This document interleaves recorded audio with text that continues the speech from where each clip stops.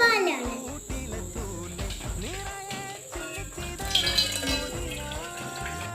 ആദ്യം നമ്മൾ ഇത്ര വെള്ളം എടുക്കും. അടുപ്പത്ത് വെള്ളം വെച്ച് കത്തിച്ചു. ഇനി നമ്മൾ അടുത്ത ഈ ഓട്ടാണ് ഇടുന്നത്.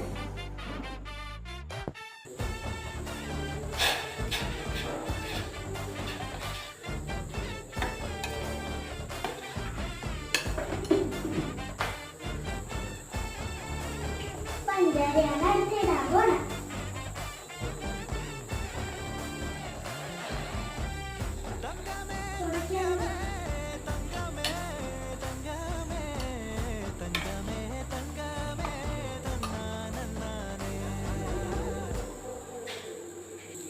ഇനി അടുത്ത പാലൊഴിച്ച്